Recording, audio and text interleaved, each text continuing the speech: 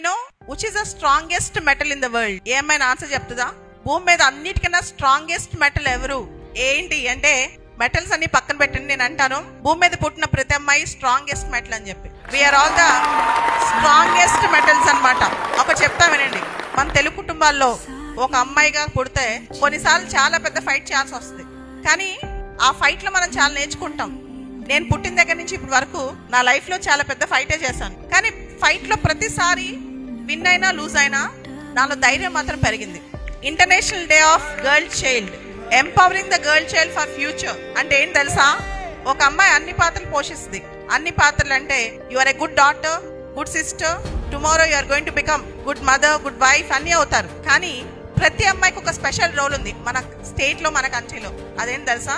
You should be the good citizen. అన్ని చేస్తాం కానీ మన కోసం మనం బతకాలి, మన దేశం కోసం కూడా మనం బతకాలి.